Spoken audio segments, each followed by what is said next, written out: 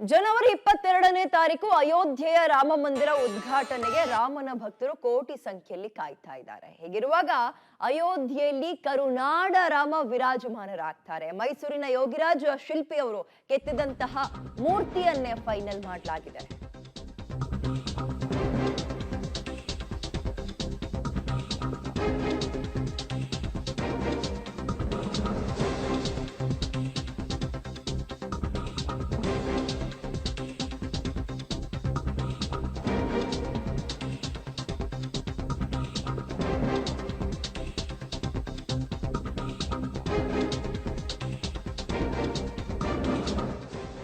ಕೈಯಲ್ಲಿ ಮೂಡಿದ ರಾಮಲಲ್ಲಾನಿಗೆ ಅಸ್ತು ಅಂತ ಗ್ರೀನ್ ಸಿಗ್ನಲ್ ಸಿಕ್ಕಿದೆ. ಶಿಲ್ಪಿ ಅರುಣ್ ಕುಟುಂಬಸ್ಥರಲ್ಲಿ ಸಂಭ್ರಮ ಮನೆ ಮಾಡಿದೆ.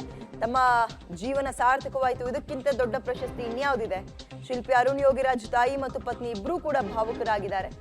ಇದು ಈ ಸುದ್ದಿ ಮೊನ್ನೆ ನಾವು ನೋಡಿದ್ವಿ. ಅವ್ರ ತಾಯಿಯನ್ನ ಮತ್ತು ಅವರ ಪತ್ನಿಯನ್ನ ಮಾತಾಡಿಸಿದಾಗ ಅವರು ಅದೇ ಖುಷಿ ವ್ಯಕ್ತಪಡಿಸಿದ್ರು. ಬಟ್ ಆಗಿನ್ನೂ ಫೈನಲ್ ಆಗಿರ್ಲಿಲ್ಲ. ಆಗತ್ತೆ ಅನ್ನುವಂತಹ ಮಾಹಿತಿ ಇತ್ತು. ಆದ್ರೆ ಇದೀಗ ಅದೇ ಮೂರ್ತಿಯನ್ನ ಫೈನಲ್ ಮಾಡಿದ್ದಾರೆ.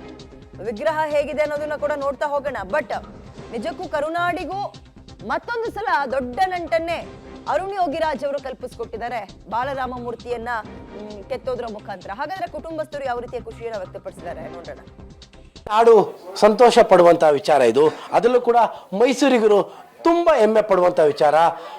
ಅಯೋಧ್ಯೆಯ ಬಾಲರಾಮನ ಪ್ರತಿಷ್ಠಾಪನೆಗೆ ಈಗ ಸಿದ್ಧವಾಗ್ತಾ ಇರುವಂಥದ್ದು. ಆ ಬಾಲರಾಮನನ್ನ ಕೆತ್ತಿದ್ದಂಥದ್ದು ಮೈಸೂರಿನ ಅರುಣ್ ಯೋಗಿರಾಜ್ ಅವರು ಕೆತ್ತಿದಂತಹ ಬಾಲರಾಮನ ಮೂರ್ತಿಯೇ ಈಗ ಅಂತಿಮವಾಗಿ ಪ್ರಾಣ ಪ್ರತಿಷ್ಠಾಪನೆಗೆ ಈಗ ಆಯ್ಕೆಯಾಗಿರುವಂಥದ್ದು.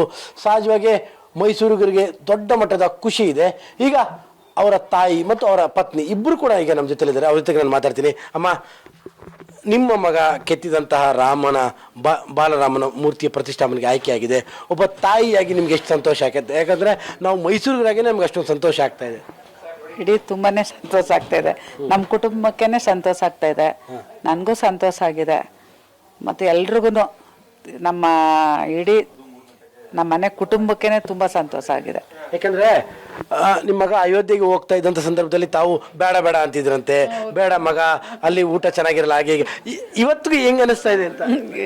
ತುಂಬಾ 14 kg ಕಡಿಮೆ ಆಗೋಗಿದ್ದಾನೆ ಅಷ್ಟೇ. ತುಂಬಾನೇ ನೋಡಕ್ಕೆ ಆಗಲ್ಲ ಹಂಗಿದ್ದಾನೆ. ಕಷ್ಟ ಎಲ್ಲ ಇವತ್ತು ಪರಿಹಾರ ಆಯ್ತು. ಮತ್ತೆ ಇನ್ನ ಇದೆ ಅವನ್ಗೆ. ಇಡೀ ಜಗತ್ತೇ ನೋಡ್ತಾ ಇದೆ. ಖುಷಿ ತಂದ್ಕೊಟ್ಟಿದೆ. ಅಂದ್ರೆ ಆರೋಗ್ಯ ಮುಖ್ಯ ಅಂತ ನಾನು ಕೇಳ್ತೀನಿ. ಯಾಕಂದ್ರೆ ನಾವು ಹಿಂದೂಗಳು ಎಲ್ಲರೂ ಕೂಡ ಬಹಳ ಭಕ್ತಿಯಿಂದ ಪೂಜೆ ಮಾಡುವಂತಹದ್ದು ಶ್ರೀರಾಮನನ್ನ. ಆ ಶ್ರೀರಾಮನನ್ನ ಕೆತ್ತಿದಂಥದ್ದೇ ನಿಮ್ಮ ಮಗ ಅನ್ನುವಂಥದ್ದು ಮೋಸ್ಟ್ಲಿ ಈ ತರದ ದೊಡ್ಡ ಸಂತೋಷದ ತಾಯಿ ಯಾರು ಇರ್ಲಿಕ್ಕಿಲ್ಲ ಅಂತ ಅನಿಸ್ತದೆ. ತುಂಬಾನೇ ಸಂತೋಷ ಆಗ್ತಾ ಇದೆ. ಅವ್ನು ಮಾಡಿದ್ದು ನಮಗೆ ತುಂಬಾನೇ ಖುಷಿ ಆಗ್ತಾ ಇದೆ. ಅಷ್ಟೇ ಖುಷಿ ಅಷ್ಟೇ ದುಃಖನೂ ಆಗ್ತಿದೆ ನಮ್ಮ ಮನೆಯವರಿಲ್ಲ ಅಂತ ಅಷ್ಟೇ. ಈಗ ನಮ್ಮ ಜೊತೆ ಅವರ ಮಿಸಸ್ ಕೂಡ ಇದ್ದಾರೆ. ಮಿಸಸ್ ವಿಚಾರದಲ್ಲಿ ಬಹಳ ಇಂಪಾರ್ಟೆಂಟ್ ಅಂದ್ರೆ ಅವ್ರ ಮಿಸಸ್ ನನಗೆ ಟೈಮ್ ಕೊಡಲ್ಲ ಅಂತಲೂ ಕೂಡ ಹೇಳ್ತಾ ಇದ್ರು ಅಂತ ನನ್ನ ಹತ್ರ ಹಿಂದೆ ಒಂದ್ಸತಿ ಕಂಪ್ಲೇಂಟ್ ಮಾಡ್ತಾ ಇದ್ರು. ಈಗ ಅವ್ರ ಮಿಸಸ್ನ ಕೇಳ್ತೀನಿ. ಮೇಡಮ್, ಹೇಗೆ ಅನ್ನಿಸ್ತಾ ಇದೆ ನಿಮ್ಮ ಪತಿ ಕೆತ್ತಿದಂತಹ ರಾಮನ ಮೂರ್ತಿ ಪೂಜೆಗೆ ಅರ್ಹ ಆಗಿದೆ? ಹೀಗೆ ಅನ್ನಿಸ್ತಾ ಇದೆ? ಏನು ಪುಣ್ಯ ಇದು. ಯಾವ ಜನ್ಮ ಅಲ್ಲ, ಇದೇ ಜನ್ಮದ ಪುಣ್ಯ ಇರಬೇಕು. ಈ ಥರ ಅವಕಾಶ ಸಿಗದೆ ಎಲ್ಲರಿಗೂ ಸಿಗೋದಿಲ್ಲ.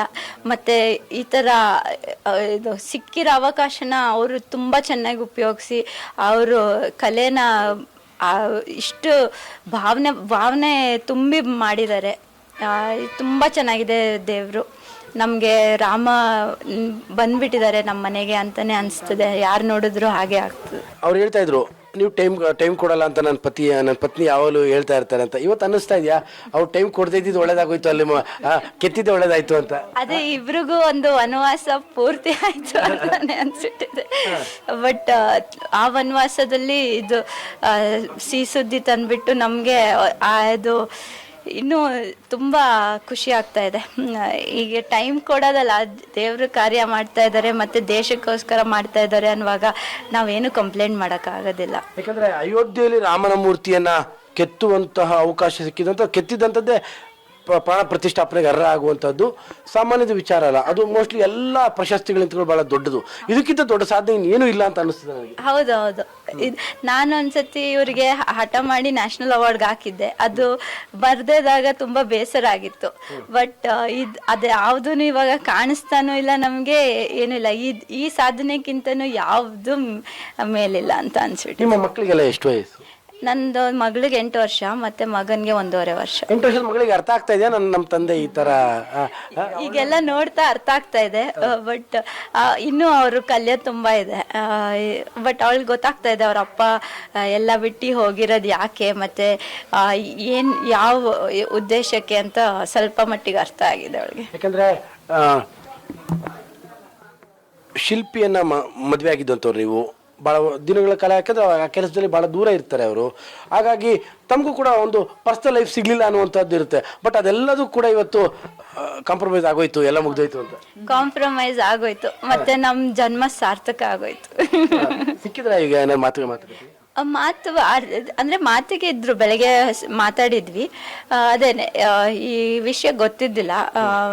ಚಂಪತ್ ರಾಯ್ ಜಿ ಅವರು ಪ್ರೆಸ್ ಕಾನ್ಫರೆನ್ಸ್ ಕರೆದಿದ್ದಾರೆ. ಪ್ರಾಣ ಪ್ರತಿಷ್ಠಾಪನೆ ಹೇಗೆ ನಡೀತದೆ ಅಂತ ವಿಧಿವಿಧಾನಗಳು ಹೇಳೋದಕ್ಕೆ ಅಂತ ಅನ್ಕೊಂಡಿದ್ವಿ.